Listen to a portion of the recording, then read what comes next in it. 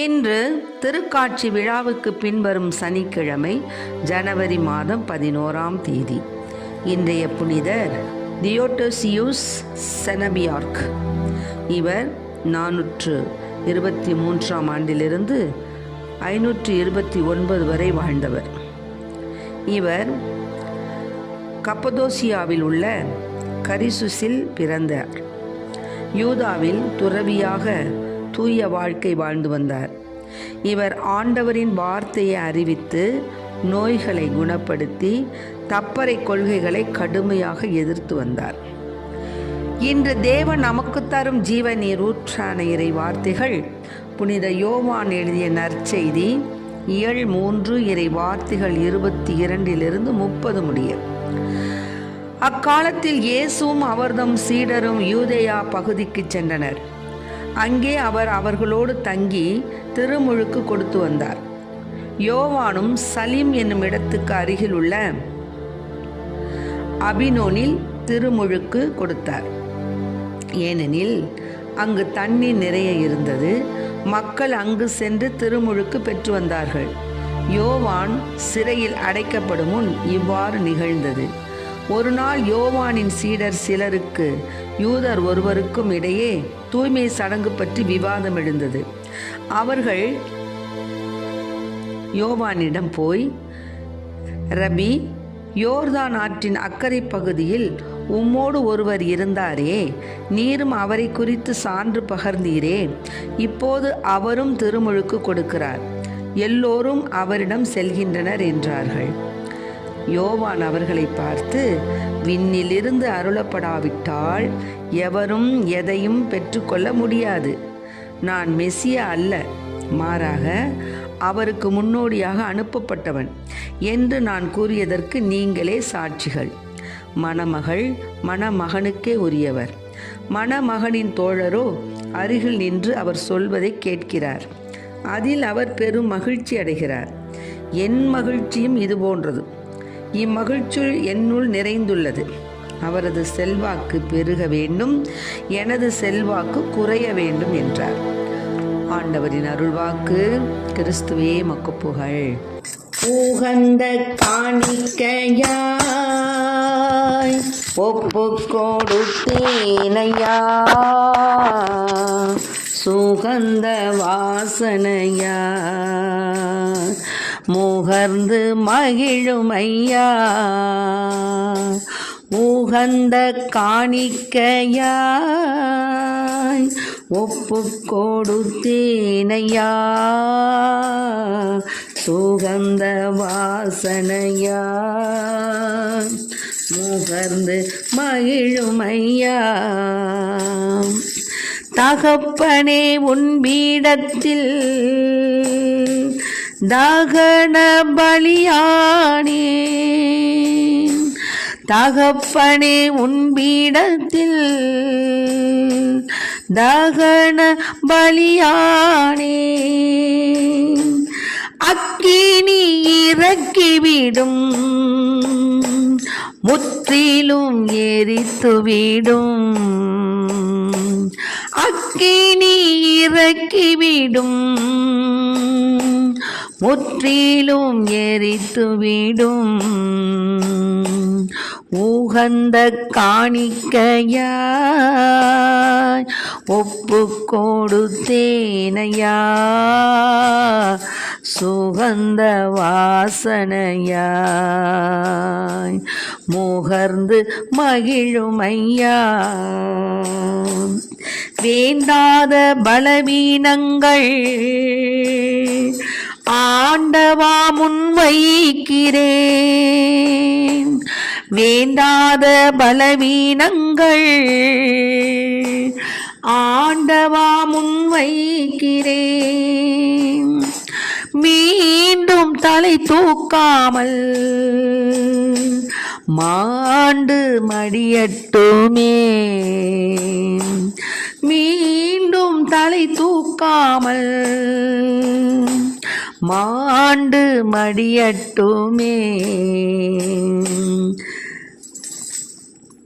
உகந்த காணிக்கையாய்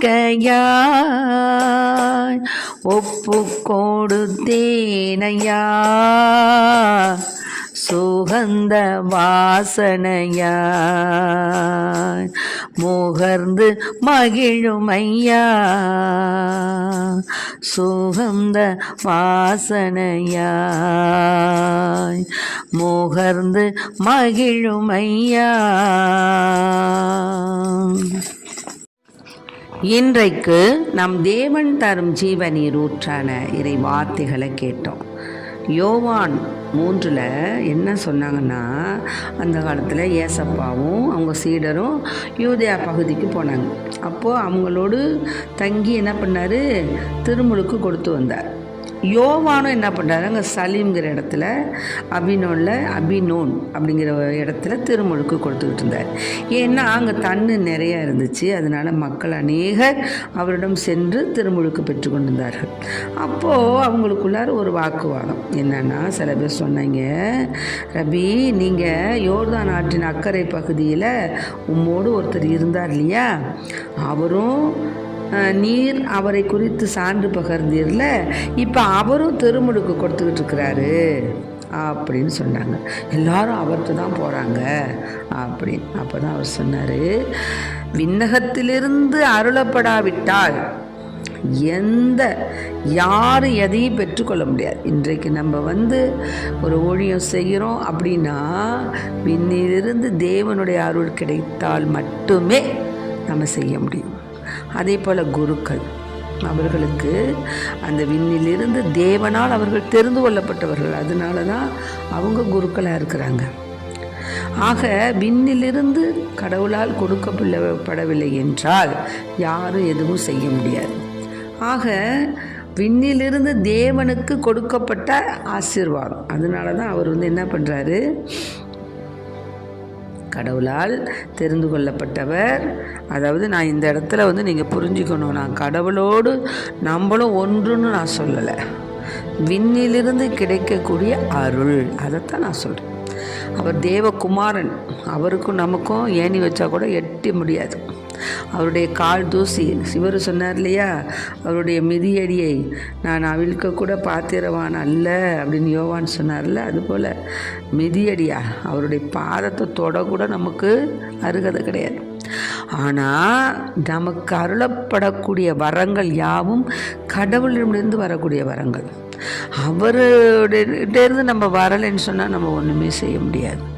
அதனால தான் அவர் சொன்னார், அப்பா விண்ணிலிருந்து அருளப்படாவிட்டால் எவரும் எதையும் பெற்றுக்கொள்ள முடியாது. அவர் மெசியா, நான் அவருக்கு முன்னோடியாக அனுப்பப்பட்டவன்.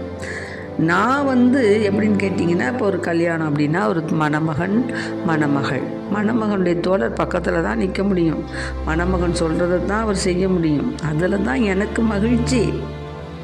அதனால் அந்த மகிழ்ச்சி என்கிட்ட நிறையா இருக்குப்பா. அவருடைய செல்வாக்கு தாப்பா பெருகணும், என் செல்வாக்கு குறையணுண்டார். இதைத்தான் நாம் என்ன செய்யணும், கடவுள் முன்னாடி நம்மளுடைய எந்த காரியம் செய்தாலும் நாம் என்ன செய்யணும், ஆண்டவரே உமக்கு முன்னால் நீங்கள் பெருகணையா, உங்கள் வார்த்தை நிற்கணையா, நான் மறையணையா, என்ன மறைச்சிருங்க, அப்படி தான் நம்ம சொல்லணுமே தவிர நான் பெரிய போதகன், நான் பெரிய ஆள் அப்படின்னு ஆண்டவருக்கு முன்னால் சொல்லக்கூடாது.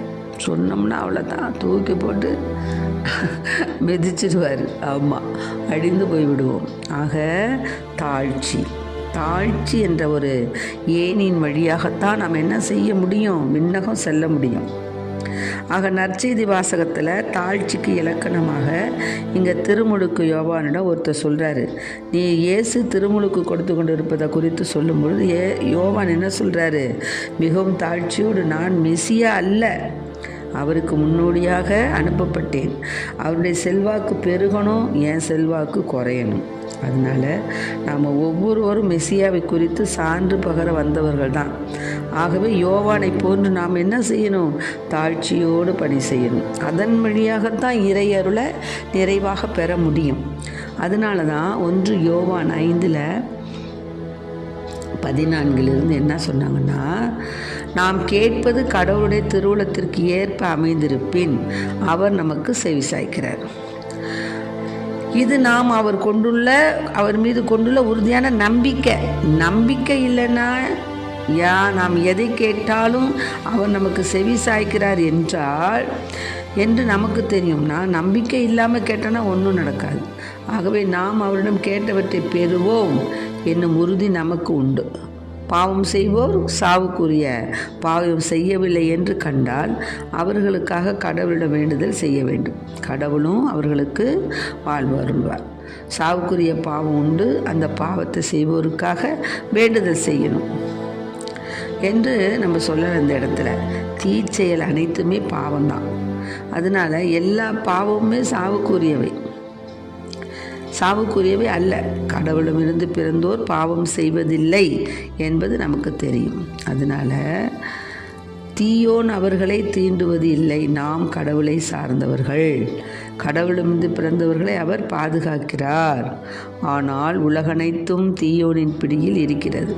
இது நமக்கு தெரியும். இறைமகன் வந்து உண்மையான இறைவனை அறிந்து கொள்ளும் ஆற்றலை நமக்கு தந்துள்ளார். ஆகவே நாம் உண்மையான இறைவனோடும் அவர் மகன் இயேசு கிறிஸ்துவோடும் இணைந்து வாழ்கிறோம். இவர்தான் உண்மையான கடவுள். இவரே நிலை வாழ்வு. அதனால் பிள்ளைகளே, சிலை வழிபாட்டை குறித்து எச்சரிக்கையாக இருங்கள் என்றும் கூறப்பட்டுள்ளது. ஆகவே அன்பார்ந்த பிள்ளைகளே, இதிலிருந்து நாம் என்ன தெரிஞ்சுக்கிறோம் அப்படின்னா, கடவுளிடம் நாம் எதை கேட்டாலும் பெற்றுக்கொள்கிறோம் என்பதற்கு என்ன நமக்கு காரணமாக இருக்குன்னா, நாம் அவர் மீது கொண்டுள்ள உறுதியான நம்பிக்கை. ஆக நம்பிக்கை தான் நமக்கு தும்பிக்கை.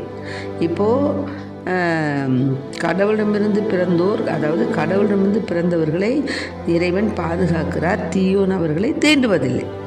அதனால் நாம் கடவுளை சார்ந்தவர்கள்.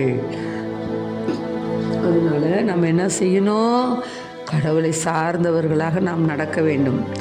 உலக அனைத்தும் தீயோனின் பிடியில் இருக்கிறது. நாம் கடவுளுடைய பிள்ளைகளாக நடக்கும்போது தீயோன் நம்மளை ஒன்றும் செய்ய முடியாது. ஆகவே அன்பு பிள்ளைகளுடைய நம்முடைய வாழ்க்கையில் நாம் இறைவனுக்கு ஏற்புடைய பிள்ளைகளாக வாழ இறைவனிடம் வரம் கேட்போம். வரம் கேட்டு தாழ்ச்சி என்ற புண்ணியத்தோடு, தாழ்ச்சி என்ற குணத்தோடு, பண்பாட்டோடு இறைவனை நாம் அணுகுவோம். இறைவனில் மகிழ்வோம். அவருடைய திரு சித்தத்தின்படி நாம் நடப்போம். எப்படி யோவான் விண்ணிலிருந்து அருளப்படாவிட்டால் எவரும் எதையும் பெற்றுக்கொள்ள முடியாது என்று கூறினாரோ, அதுபோல நாம் விண்ணகத்திலிருந்து ஆண்டவரிடம் வரத்தை கேட்போம். அவ்வரத்தை பெற்று நாம் இறைமகனுக்கு ஏற்ற பிள்ளைகளாக வாழ எல்லாம் வல்ல இறைவன் நமக்கு அவருடைய ஆசிரை தருவாராக. ஆமென். கிறிஸ்துவுக்கு புகழ், கிறிஸ்துவுக்கு நன்றி. இயேசுவின் இரத்தம் எங்கள் ஜெயம். மரியே வாழ்க.